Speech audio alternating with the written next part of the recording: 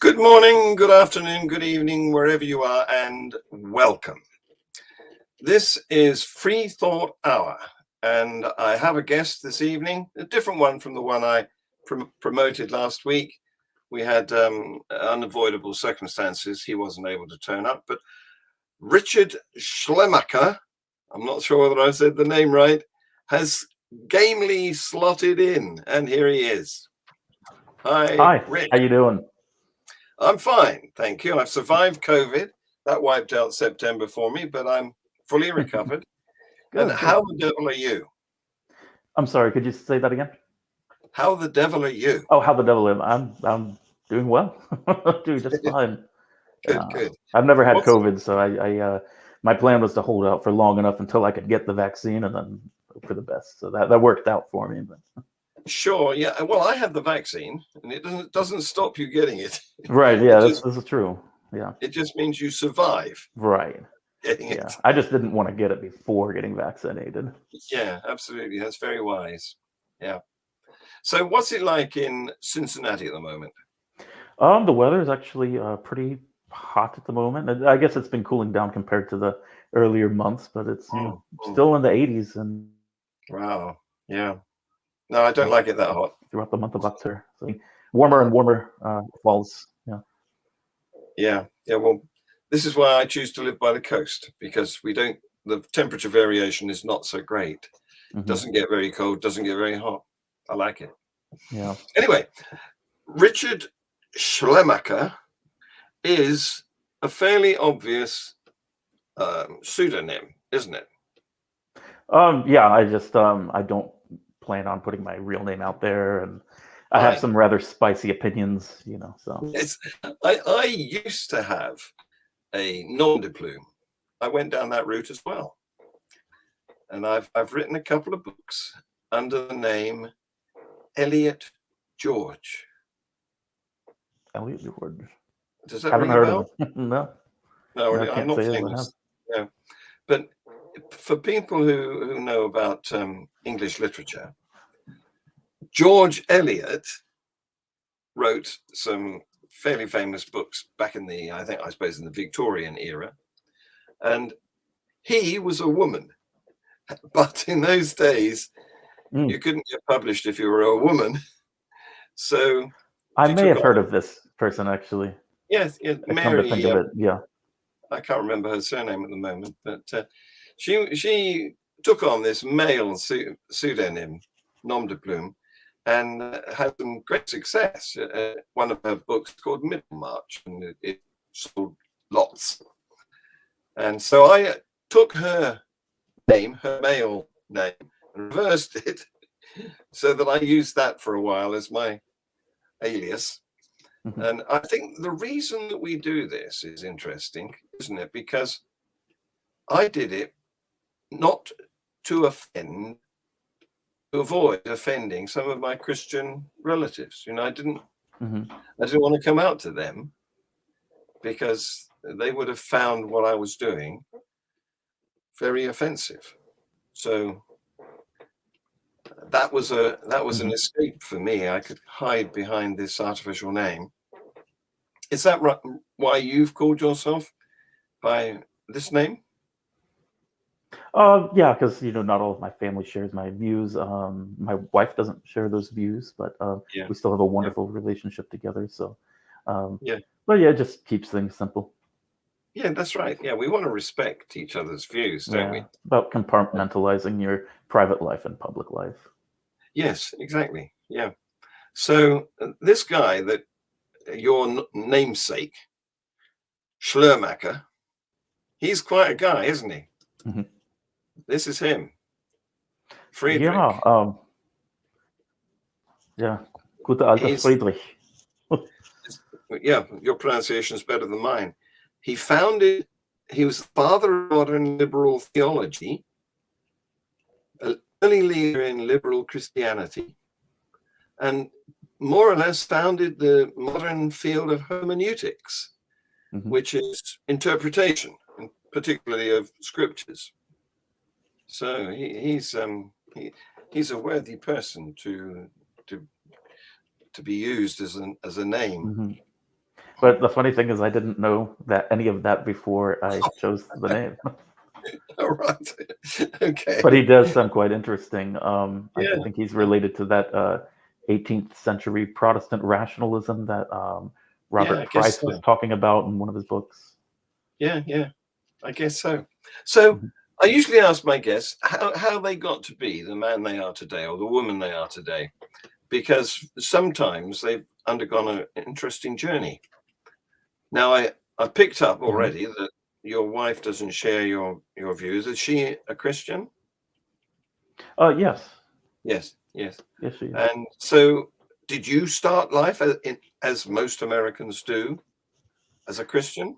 Yeah, I was born and raised here in Cincinnati, Ohio, in a large Catholic population. And Yeah. even though there are non-Catholics I'm going to solo screen you. There you who go. live here, growing up, I entered them because I. Oh, okay. What was I going to say? I went to Catholic schools my whole life, so I think there was one Lutheran in my high school, and that was considered the weird guy. Never knew an atheist in my life. And so basically at age 19, I graduated high school and left for the Navy right away. I was a Korean linguist, and and then went for my language training in Monterey, California, at the Defense Language Institute, and then did a tour in Hawaii after that. But it was an interesting situation being displaced from a community of entirely people who all believe the exact same thing, and then being put in this situation in Monterey where I've got military friends from all over the country, and also meeting people. Monterey is a huge port town. There's an international studies school there as well. So I was meeting people from Korea, China, Russia, all these different places, and being exposed to views that were different from my own. It's kind of like putting your belief systems through a gauntlet and seeing what survives. And for me, my religious views did not survive that. I see. And many of my political views didn't either. Right. Interesting. Yeah. It is something that quite a lot of Americans don't do. They don't go abroad, some of them, very much. And so you being in the forces had that experience that many of your compatriots don't get. And this is an eye-opener, isn't it? If you do go and meet other people with other customs and other traditions and other languages and different belief systems, then you've got to start thinking critically about your own, who's right. Oh, yes. And a note on foreign languages, that will teach you how to think like a different person. Oh, yes. Getting proficient at a foreign language. Were you doing Korean? Yes. Yeah. I still speak Korean. I've lost a lot of the very specific vocabulary. I used to be able to articulate my political views in Korean. I doubt I'd be able to do that today. But you could throw me on the streets of Korea and anywhere, any city, and I would be able to function just fine. Yeah. Great. Not really useful if you're not going to Korea, though. Well, you're right, of course, because particularly the Eastern languages, not only do we, if we stop speaking a foreign language, lose the vocabulary gradually because you're not reinforcing the words, are you? So they disappear out of your memory. But I think particularly with Japanese, you can get them back, but yeah, that's right. You expose yourself to it again, and it's reignited. Yeah, but particularly with Japanese and some of the other, I think the Far Eastern languages, there's a great turnover of new words and slang that's incorporated on a more or less daily basis, and unless you're sort of keeping up with that, then your talk becomes old-fashioned. Right. You'll sound like a doctor is what they'll tell you. You sound like someone highly educated, because you don't know the the low level common vernacular. Yeah. Yeah, the current lingo. Yeah. Mhm. So that was not only your backstory, raised Christian, Catholic school with one, what was it, Lutheran, and then off into the forces and meeting all the other varieties of populations in the world. And that's also the story of how you got out of your religion. Correct. Yeah, through meeting all these variations of belief systems. Yeah. So I see you particularly on Unbelievable, the social media site that we're both in.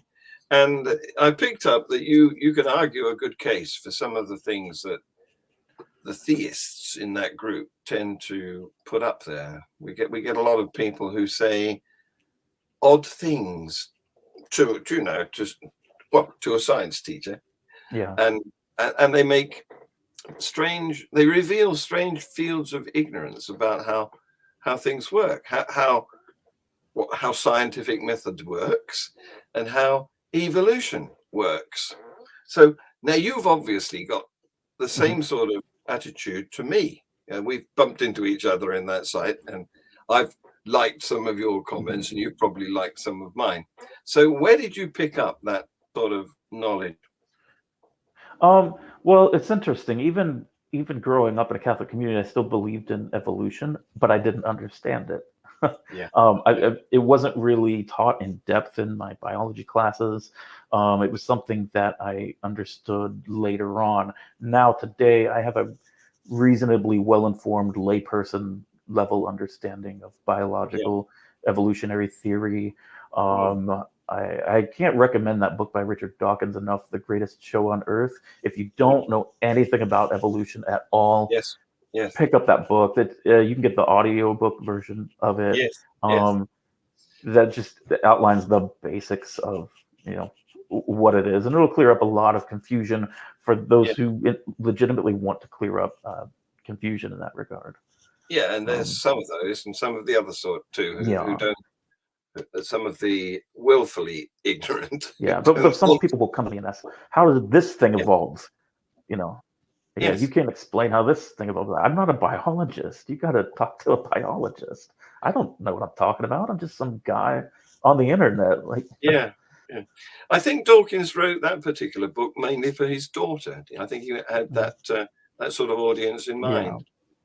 And I honestly don't think highly of Dawkins in regards to many of the things that he says. I think he's a remarkably bad philosopher, but I gotta vouch for his scientific knowledge. Yes. He's a very good source for that. Yes, indeed.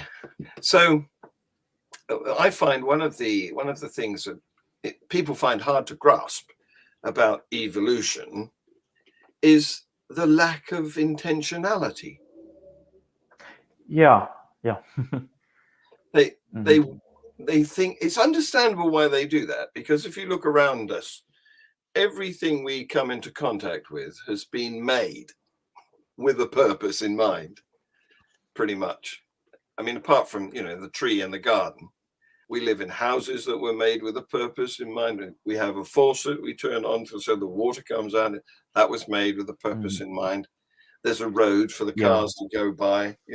Everything's. We have a strong bias toward agency detection. Exactly. Yes.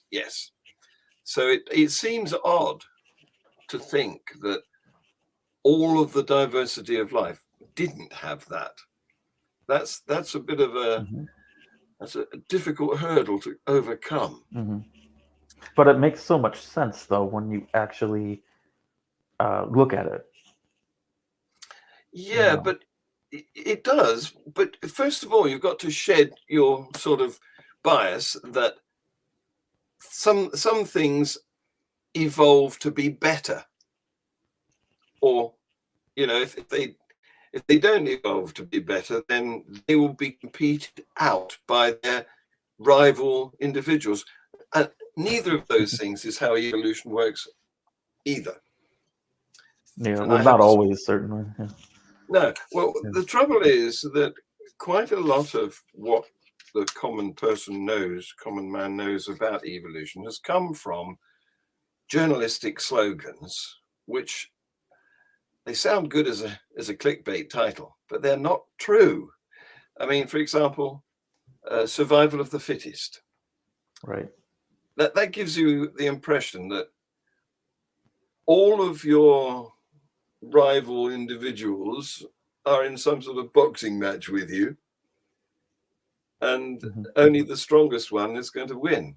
And that's not what's meant by the struggle for existence. The struggle for existence is not against each other, it's against the environment.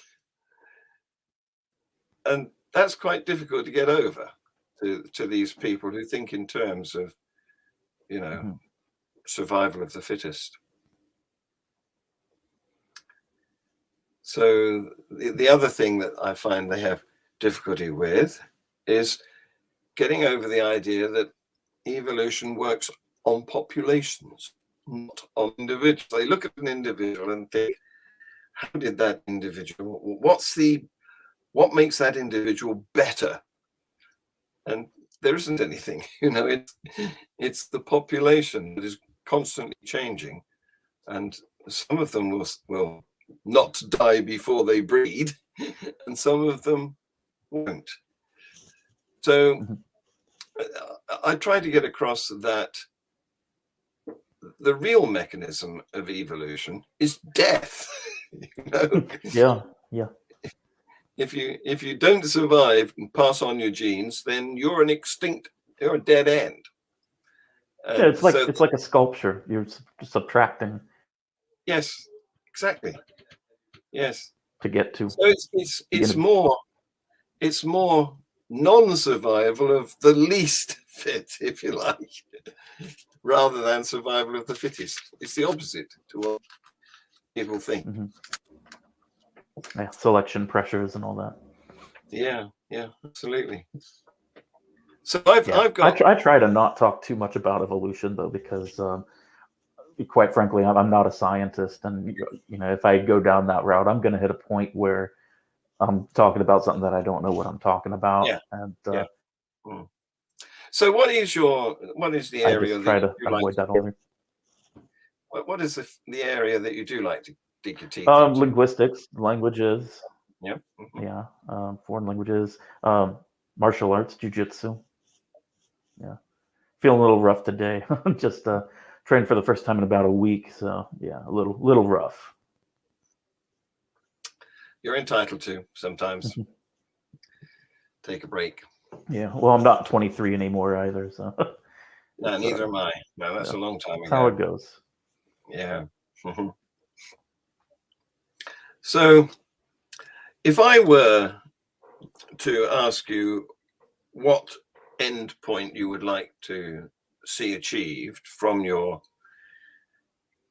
interaction with the people in a social media group like Unbelievable, what would you say? What are you trying to do there?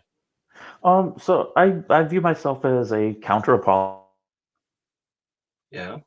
I'm there to critique specific arguments, not even people's beliefs, just arguments that are being used, and deconstruct them, analyze them, and at the end of that, and not that this is how it actually works, but the two best outcomes of that would be a person sees that and then abandons that argument, or maybe even changes their position entirely, realizes they don't have a good reason for thinking certain things, or alternatively, they consider my objections and they refine what they believe, and they just have a more highly polished version of what they believed, and as a result, they're a more informed Christian or Muslim or whatever the case may be, and that's fine. That's a good outcome. That's just as good as them abandoning their position in my eyes. Making them look critically at their own position. Yeah. So would you like to see their religious views die out?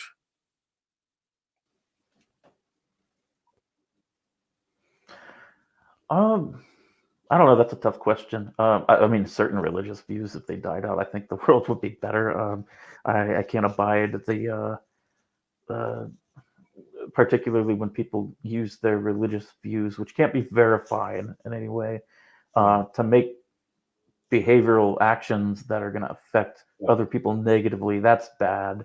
Yeah. I don't necessarily view belief in God as a bad thing, though. It just depends. Depends on the specific person.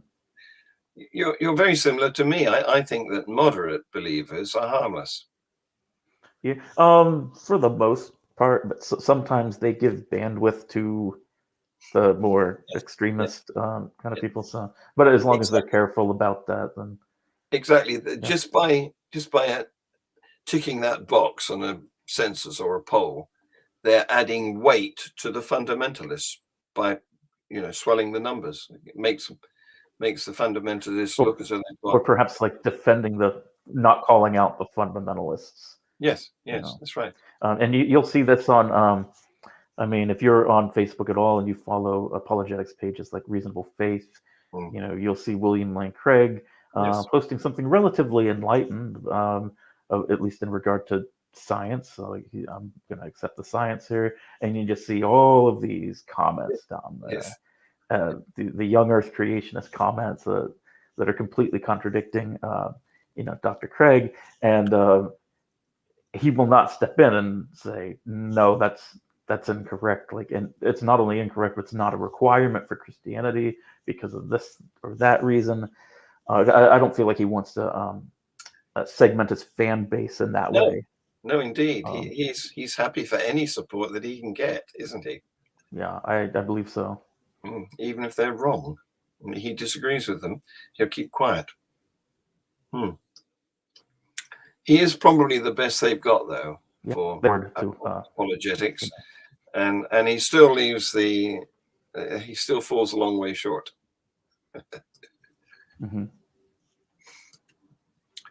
So, other things that we meet on the social media are desires for answers to questions which nobody knows the answer to yet. We see a lot of was it from nothing that the universe originated? Yeah. And God versus nothing, not a proper dichotomy. Yes. God or not God is the proper dichotomy. Yes. Not God includes nothing, and it includes any possible conceivable option that isn't a God. Yes. They just do not, some people anyway, do not understand this, even when it's explained to them. I find that fascinating. Yes, we get a lot of that. And it's just the sort of extreme desire for answers now, when it's taken hundreds of years for science to solve such mysteries as we have solved, and yet they want us to have all of the answers today. Right. And like pretending to have an explanation is not the same thing as having an explanation. No. And if you watch scientists being interviewed, which we've seen quite a lot of with this COVID going on, you'll find that they don't come out with dogmatic speculations about how they think it works. They will say, or if they do, they're honest about that. It is just a speculation. Yes, that's right. Yes. They're more likely to say something like, the evidence indicates that, this is possible and that's possible. But at the moment, nobody knows until we're conducting the experiments, or the actual virus going through the population is an experiment in itself, because that's a new virus. It's never happened before. So you'll find that scientists, when interviewed, couch their terms very carefully. They don't make sweeping statements, which is what a lot of people who we debate demand. They want answers now.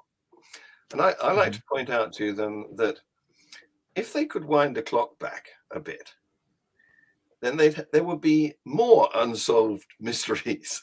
So if they're using them as a reason to justify their God, science can't answer this, therefore my God done it.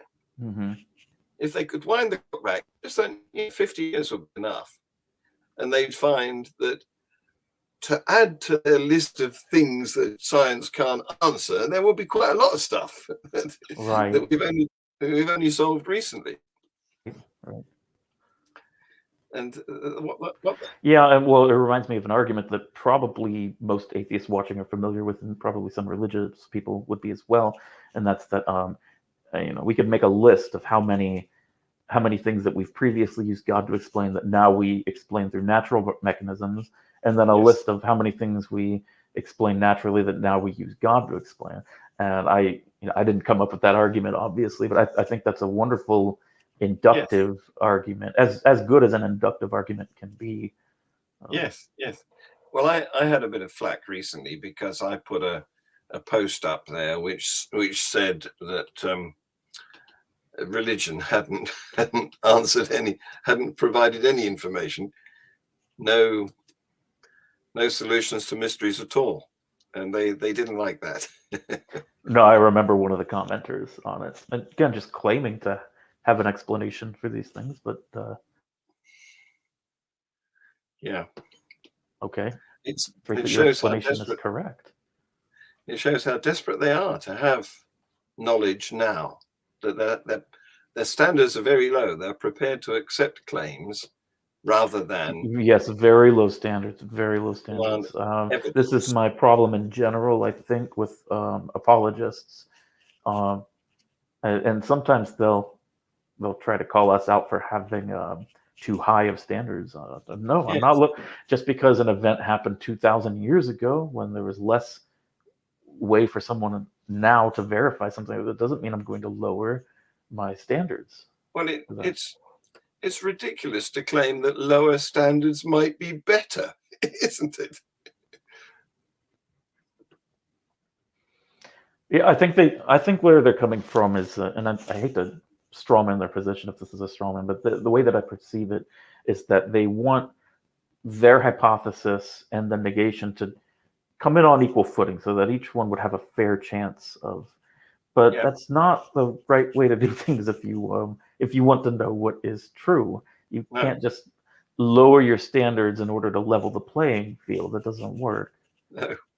It's a bit like teach the controversy, isn't it? Right, yeah, something like that. Mm-hmm. There is no controversy. No, not among people who are experts.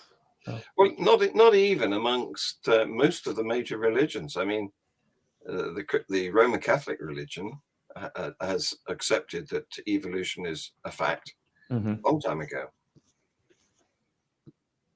Yeah. On the subject of the lists of things that science has solved or can't solve, there was a post on Unbelievable recently where 12 so-called truths were listed that science can't explain. Well, so, I mean, science isn't finished yet. We're still working on it. There's lots of still going on. Yeah. Yes. We don't know everything yet. There's lots of mysteries still to solve. But they seem to think that if they can point to enough things that we can't answer, then it must mean there's a God there doing it. Well, yeah. I remember that post, and I commented, "Therefore God?" ? And the original person who posted this refused to kind of finish the argument that he started because he knows that if he did, he's lost. He'd be called out on an argument from ignorance. So the way that I perceive it is that he kind of left that part off to mean plausible deniability, that he's making an argument from ignorance, knowing fully well that his Christian audience is going to hear that like a dog whistle and complete in their own minds the conclusion of that argument. Yes. I often get misread. Quite sneaky. Yes, because I wrote a post that I titled "On Origins" because it was my thoughts on the origins, and that was taken to mean something I said in there was taken to mean that science wasn't the right tool for investigating the origins. Well, I posed the question whether or not science might be able to investigate the origins, because of course our theories break down around the area of the Big Bang. Mhm. We haven't got Right. we haven't got a universal theory that incorporates both quantum mechanics and relativity. So at the moment, we've come up against a bit of an impasse, where Mhm. science has reached as far as it can go right now. And Maybe science is not the method to use it, in which case we just don't have a method then. Indeed, yeah. So I made the analogy that this has happened before. Once upon a time, infectious disease was a mystery, and then somebody invented a microscope, and we started seeing all these little creatures, which it turns out cause a lot of infectious diseases. So in that case, it was a technological breakthrough that opened the door to a new field of science. And who knows what might happen tomorrow? We've developed gravity wave detectors. There will be more instruments that come along the line, Mhm. and maybe we will be able to penetrate the mystery of the origins. But at the moment, we're at that stage before the microscope was invented, when we don't know. Right. And to throw the religious apologists a bone here, maybe tomorrow we'll discover a reliable method for testing the supernatural, in which case that would change quite a lot. But yeah, that's certainly not where we're at right now. The supernatural is a particular problem because, for a start, I don't like to give it the name supernatural, because in my mind, it's the unnatural. This putting super on it seems to sort of glorify it and make it unnecessarily. Yeah, above nature. Yes, What does that mean? Next to nature, below nature. yes. That doesn't. I'm not convinced that that's a salient concept. So when they come at me with you don't recognize the supernatural, I come back at them with the word unnatural, because that's what it is. It's not nature, it's something else.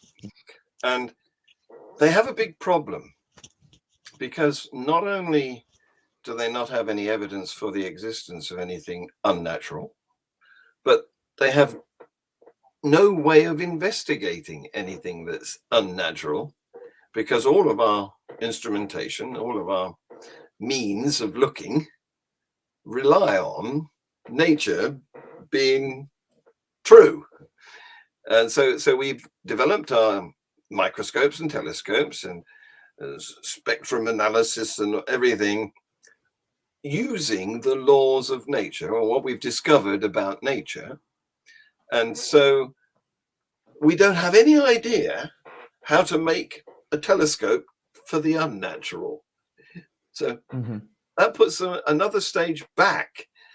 Not only can they not provide evidence for their claim of something unnatural, but they can't even suggest how we might look for that evidence. So where can you go from there? And then I mean, revelation, but that's not going to work for me. no. And then they accuse me of not having an open mind. Yeah, it's just that we don't decide what the rules are. It's again, it comes down to lowering the standards to create a level playing field. Yes. No. Yes. So I end up saying to them, well, how do you distinguish between the unnatural and the imaginary? And that's when somehow or other they can't respond. I don't know what happens, but maybe it's cognitive dissonance in their minds or something. But we don't ever get beyond my question. They can't come up with any reasonable way in which they can distinguish between those two things. Yeah, that's the situation I typically see a lot of people arguing from definitions and Yes, things like that when that comes up. which is a shame, of course, but we can't We can't work without words, and we have to agree on a definition before we start. So, if I was to give you a magic wand, what would you wish for? The end of capitalism. Having been to, Korea and all around and learned languages and turned from a Christian into an atheist, what would you use all that experience and dare I say wisdom to wish for? I just want to help other people and myself think more clearly. Courses in critical thinking, compulsory courses. Yes, that should be taught in much earlier than it's taught, if it's taught in our school system, and along with things like personal finance and just in general, the useful stuff that they don't really teach. But critical thinking is a big part of that. Yes, that is something that is not well done at the moment. Yeah. I mean, I stumbled upon it myself. I when I first became an atheist, I did not know anything about philosophy or formal logic. I didn't know what a circular argument was. I didn't know what equivocation meant. These are all vocabulary that I picked up later on, looking at certain arguments, and I knew something was wrong with it, but I didn't have the vocabulary to articulate what it was.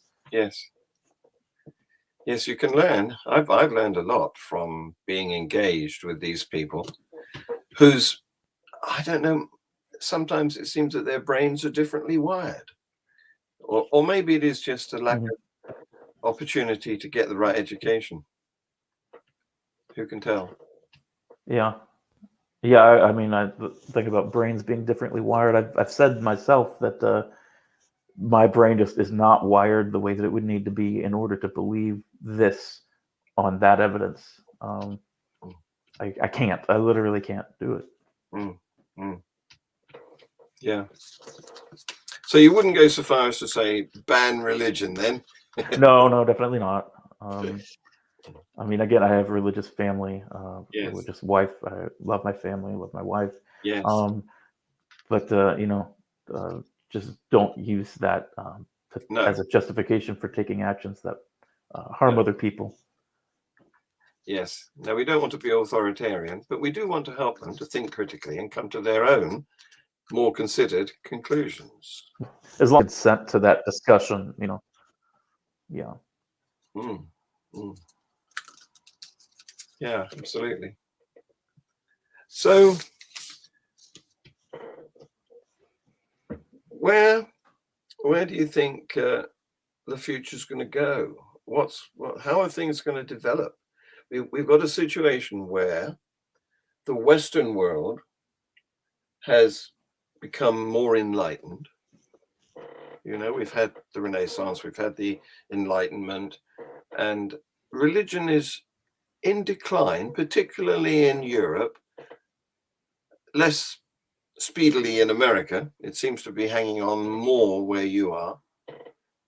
But then there's pockets, isn't there, of fundamentalism where theocratic control still exerts barbaric cultures. And we've seen the Taliban come back in Afghanistan, and they've just announced recently that they're going to bring back execution and chopping off of hands. Now, this is not the right direction to be going, is it? So what's your problem? But I think we created the Taliban to fight the Soviets, and this is what our chickens have come home to roost. Yeah, we could say.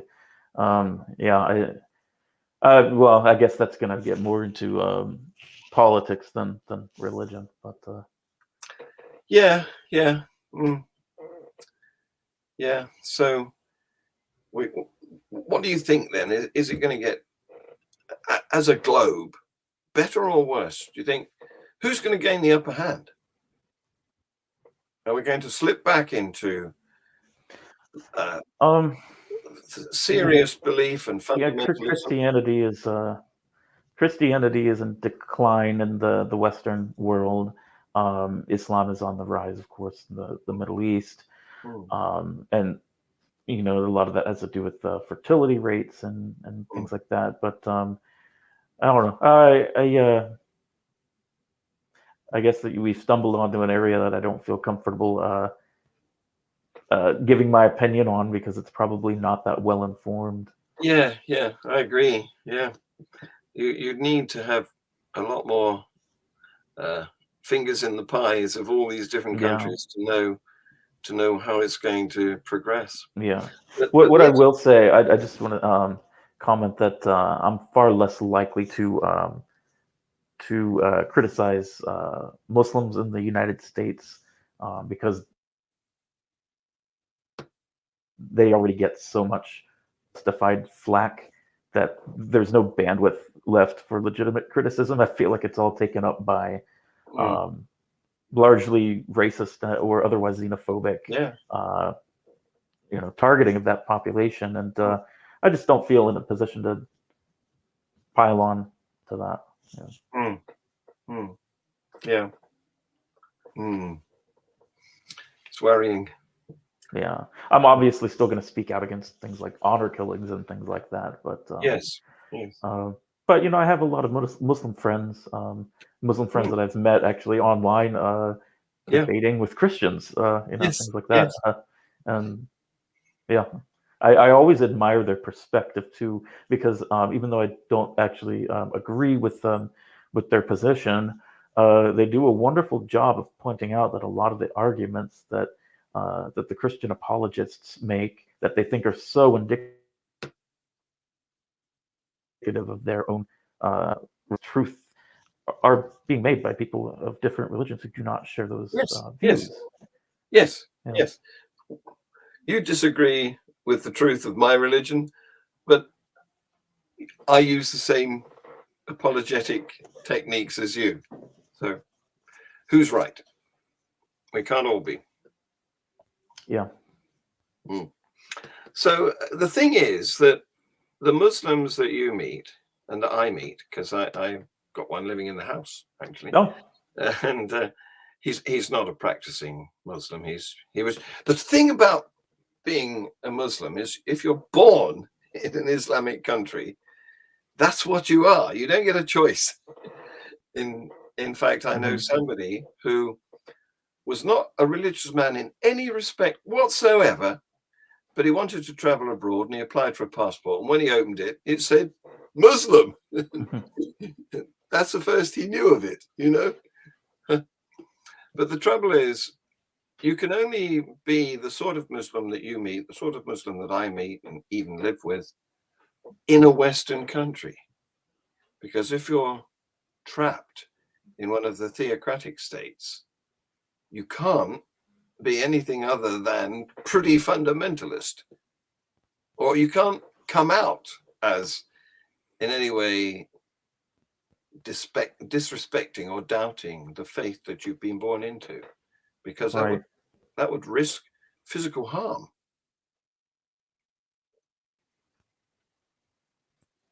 Mhm. So Yeah, and those, I know Muslims who have not actually been Muslim, but live as Muslims in yes, certain countries, yes, afraid to yeah, speak out. Yeah. it's the only safe thing to do. Yes, Mhm. we've we've got to do something that, and this is where I think the internet comes in, because at the moment, some of these countries which are ruled by Islamists are still accessible online, still have access to, Western sites. And I think that that's having an impact. I think that there are people, even in countries like, say, Pakistan, who, where the Muslim religion is quite strongly in control, but they can still come online. And I mean, I used to teach some of them English. We had a chat room, and we practiced our English pronunciation and phraseology. And so if they can get onto the Western media like that, then it must have an impact. It must gradually penetrate, and surely, hopefully, education will be demanded, by the today's youth who want their children, including the girls, to have opportunities. I'm hopeful. As well. Yeah. So on that note, Richard, I think I'm going to let you go. I'm still calling you Richard because that's that's your alias for the moment. So thank you very much for coming on my show and expressing your views. And thank you for your supporting arguments in social media where we meet and will continue to meet. And take the rest of the day off. All right. Well, thank you for having me on. You're welcome. All right. Have a good one. Yeah, and thank you for watching, people who are watching now or in the future. That was